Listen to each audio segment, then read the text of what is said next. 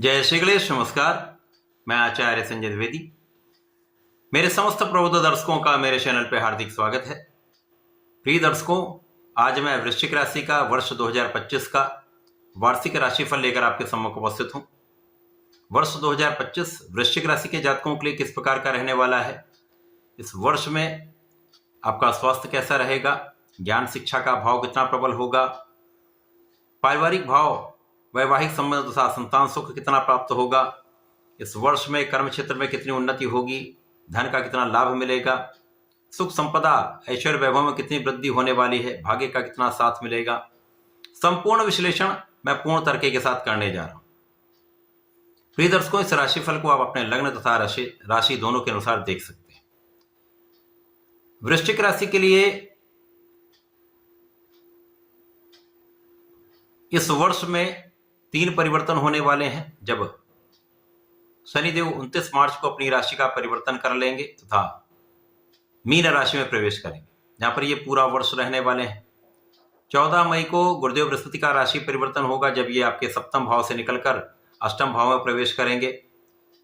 इस वर्ष में गुरुदेव अतिचारी अवस्था में रहेंगे, अर्थात इनका गमन अति तीव्र अवस्था में होगा, जिसके कारण ये पुनः राशि परिवर्तन करके आपके भाग्य भाव में अपनी उच्च राशि में पहुंचेंगे, जहां पर ये 18 अक्टूबर से 5 दिसंबर तक रहेंगे। उसके पश्चात वक्री अवस्था में आते हुए ये पुनः अष्टम भाव में मिथुन राशि में प्रवेश कर जाएंगे।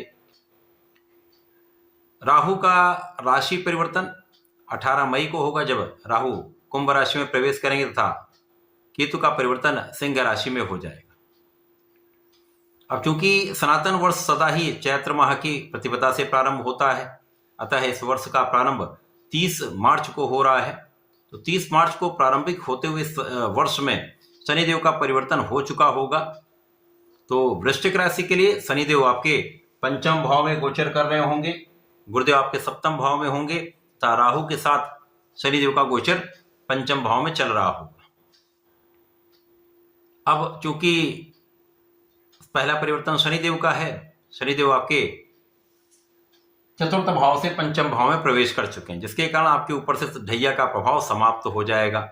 तो जो आपके जीवन में अनियमितताएं आ रही थी, जो अवरोध आ रहे थे, जो संघर्ष बढ़े हुए थे, वो संघर्ष समाप्त होंगे, क्योंकि शनिदेव आपको बहुत कुछ सिखाते हैं। जीवन के एक्सपीरियंस से आपको बहुत कुछ सीखने को मिलता है। जीवन के उतार चढ़ाव से आपको बहुत कुछ समझ में आता है। शनिदेव यही करते हैं। चतुर्थ भाव में शनिदेव थे, जिसके कारण ढैया का प्रभाव था। यद्यपि वृश्चिक राशि के लिए शनिदेव ने आपके कर्म क्षेत्र को प्रबल किया, लेकिन कर्म क्षेत्र में भी कहीं ना कहीं कुछ विरोधाभासी चीजें होती रहीं, कुछ संघर्ष रहे। यद्यपि यहां पर संघर्ष के बाद आपको सफलता मिली, परंतु वो एक्सपेक्टेड नहीं थी। अब जब ये पंचम भाव में होंगे, निश्चित रूप से शनिदेव इस भाव को प्रबल करेंगे। जब तक राहु के साथ इनका गोचर 18 मई तक रहेगा, तो यहां पर एक असाध्य योग बनेगा। असाध्य का अर्थ ही जिसको साध ना सका जाए, अनप्रेडिक्टेबल योग है। पंचम भाव का अनप्रेडिक्टेबल योग से इस प्रारंभिक समय में जब राहु और शनि का आपसी प्रभाव प्राप्त होगा, तो पंचम भाव की प्रबलता तो मिलेगी, परंतु कभी कभी पढ़ाई में बहुत अच्छा होगा, परंतु कभी कभी आपको ओवर कॉन्फिडेंस भी हो सकता है, अथवा आपका आत्मबल कम हो सकता है। आपकी बहुत परिश्रम के पश्चात भी एक्सपेक्टेड रिजल्ट नहीं मिल पाने का भी योग बन सकता है। यह आपकी कुंडली की स्थिति पर निर्भर करेगा। परंतु इस समय में संतान तथा शिक्षा का भाव निश्चित रूप से प्रभावित होगा, तथा प्रेम के लिए ये प्रारंभिक समय तो अत्यंत कठिन है। यहाँ पर प्रेम के कारण समस्याएं, विवाद, क्लेश की स्थिति बनती है। इनसे दूर ही रहें तो ही अच्छा है। इस समय यदि प्रारंभिक समय में 30 मार्च से लेकर और 18 मई तक यदि आप अपना संपूर्ण प्रयास करते रहते हैं, तो कहीं ना कहीं राहु का भी प्रभाव यहाँ पर बहुत नकारात्मक नहीं प्राप्त होगा, क्योंकि राहु भी शनिवत है। ज्योतिष में इनको शनिवत कहा गया है। वर्तमान समय में ये शनि के नक्षत्र में भी है, जिसके कारण संपूर्ण रूप से शनि का प्रभाव यहाँ पर प्राप्त होगा। तो अब क्या होने वाला है, राहु की तो नकारात्मकता वो देते ही हैं, अचानक कुछ ऐसा परिवर्तन करा देते हैं, मन को भ्रमित कर देते हैं, परंतु शनिदेव के आने के पश्चात ये भ्रम कम होगा। शनिदेव राहु पर अंकुश लगा देंगे, नियंत्रित कर देंगे। तो यदि आप अपने पढ़ाई में परिश्रम करते रहते हैं तो मन का डिविएशन भी कम होगा, मन का भ्रम भी दूर होगा, अज्ञात भय भी दूर होगा। तो आप अपने कार्य में संपूर्ण रूप से, अपने पढ़ाई में संपूर्ण रूप से प्रयास कर पाएंगे। मुख्य रूप से यहां पर राहु यही कर रहे थे। इसी प्रकार से आपके भाग्य को भी बाधित कर रहे थे। तो भाग्य पे तो राहु का प्रभाव रहेगा, तो भाग्य का उतना साथ नहीं मिलेगा प्रारंभिक समय में, परंतु उसके पश्चात जब राहु का परिवर्तन हो जाएगा तो भाग्य भाव का जो प्रभाव है वो कई गुना बढ़ जाएगा। इसी प्रकार से यहां पर राहु का प्रभाव लग्न पर भी, राहु जब लग्न पर प्रभाव डालते तो आपकी शिक्षा में है, आपके लग्न पर है, आपके भाग्य पे, तीनों भाव को इन्होंने यहां पर कहीं ना कहीं प्रभावित किया था। तो मन का भ्रमित होना, भय होना, दूसरों की बात समझ में आना, घर के लोगों की बात समझ में ना आना, ऐसी स्थितियां बन जाती। तो आप सही निर्णय नहीं ले पाते, तो कभी कभी आपके निर्णय नकारात्मक हो जाते हैं। परंतु शनि के अंकुश के कारण इन सब पर नियंत्रण होगा। इसी प्रकार से गुरु का प्रभाव आपके लग्न पर है, तो लग्न तो इतनी आपकी यहाँ पर निर्बल नहीं रहने वाली, तो लग्न की नकारात्मकता यहाँ पर दूर होगी क्योंकि गुरु का प्रभाव है।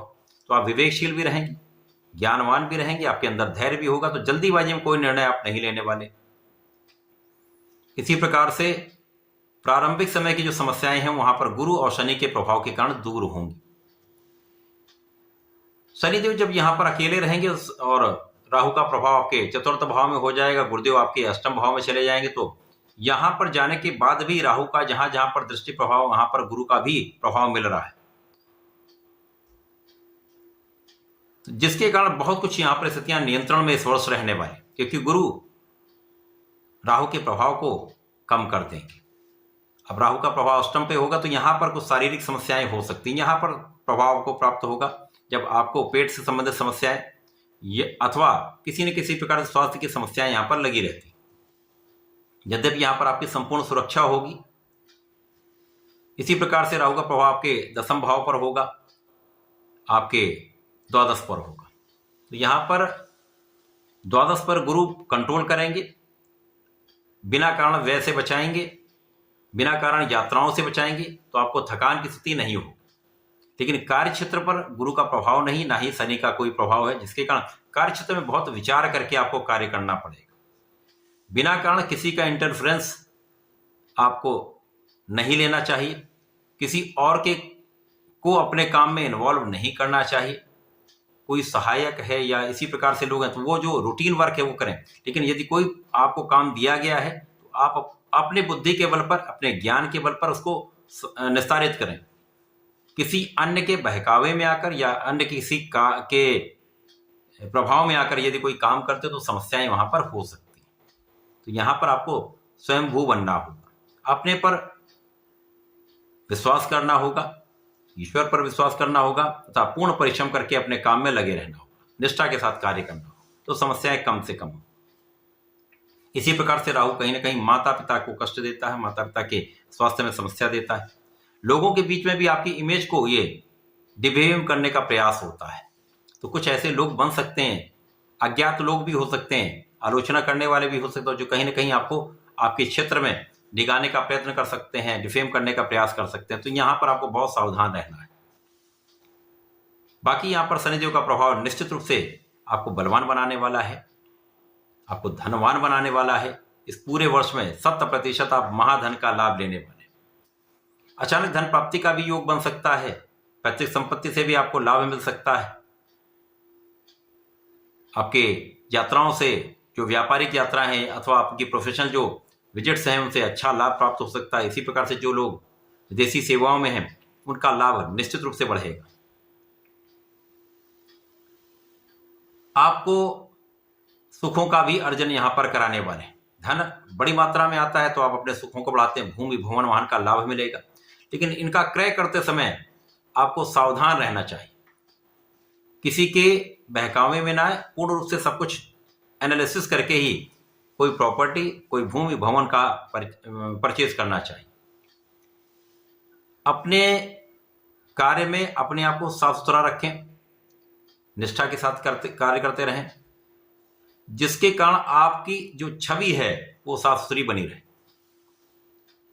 इस पूरे वर्ष में गुरुदेव का प्रभाव निश्चित रूप से आपको बलवान बनाने वाला है। शनिदेव तो पूरे वर्ष यहां पर रहेंगे, तो इस वर्ष आपकी धन प्राप्ति की इच्छा 100% पूर्ण होगी, कहीं पर संदेह नहीं। इसी प्रकार शनिदेव आपको बहुत ज्ञानवान बनाएंगे, शिक्षा में सफलता देंगे। जो विद्यार्थीगण हैं उनके लिए शनि का प्रभाव विशेष है। जब आपके परिश्रम का संपूर्ण लाभ आप प्राप्त करेंगे, अच्छे रिजल्ट की प्राप्ति होगी, तथा जो लोग प्रतियोगिता परीक्षा की तैयारी कर रहे हैं उनको सफलता का योग बन रहा है। गुरुदेव जब अतिचारी प्रभाव में आकर आगे बढ़ेंगे, आपके भाग्य भाव को प्रबल करेंगे। अब अकेला राहु आपके अष्टम भाव को देखेगा तो यहां पर स्वास्थ्य समस्याएं होंगी। तो यहां आपको अपने को फिट रखना है, व्यायाम करना है, खाने पीने पर नियंत्रण करना है, बाकी कोई बड़ी समस्या नहीं होगी। गुरु का प्रभाव आपके लग्न को प्रबलता देने वाला होगा। आपको धैर्य, ज्ञान, विवेक, बुद्धि का संपूर्ण उपयोग कराने वाला होगा। आपको संपूर्ण रूप से परिश्रमी गुरुदेव बना देंगे, लोगों का सहयोग दिलाएंगे, भाई बहनों का सहयोग दिलाएंगे, तथा यहाँ पर ज्ञान अत्यंत विशिष्ट हो जाएगा। तो जो लोग उच्च शिक्षा के लिए जाना चाहते हैं, उच्च शिक्षा प्राप्त करना चाहते हैं, रिसर्च में जाना चाहते हैं, फेलोशिप लेना चाहते हैं, तो उनके लिए बड़े अवसर हैं। यहाँ पर संपूर्ण रूप से आपको सफलता मिलेगी। इस समय में आप बहुत धार्मिक रहने वाले हैं, धर्माचरण करने वाले हैं, तथा आप बहुत न्यायोचित रहने वाले हैं। यहां पर श्रेष्ठ संतान प्राप्ति का इस वर्ष योग बनेगा। पुत्र संतान प्राप्ति का भी योग यहां पर बन सकता है।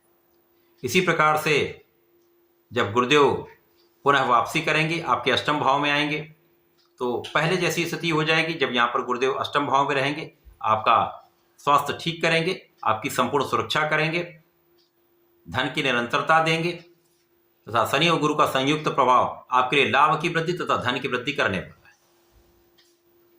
इस पूरे वर्ष में आपको अपने कार्यक्षेत्र पर ध्यान देना होगा। इसके लिए आपको नियमित रूप से भगवान सूर्यदेव को जल देना चाहिए, तथा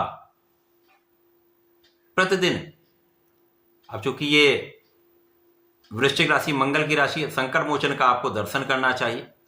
यदि मंगल शनिवार भी दर्शन कर लेंगे तथा उनके चरणों से जो टीका अपने मस्तक पर लगाएंगे, ओम हम हनुमते नमः 27 बार जप नित्य करके घर से बाहर निकलेंगे, अपने कार्यक्षेत्र में जाएंगे, अपने पढ़ाई में जाएंगे, कॉलेज जाएंगे, तो वहां संपूर्ण सफलता मिलेगी। आपकी संपूर्ण सुरक्षा यहां पर आपको प्राप्त हो जाएगी। तो पूरा वर्ष आपके लिए श्रेष्ठ प्रभाव देने वाला रहने वाला है। तो ऐसा करके इस वर्ष का उपयोग करें, लाभ लें। धन्यवाद, नमस्कार।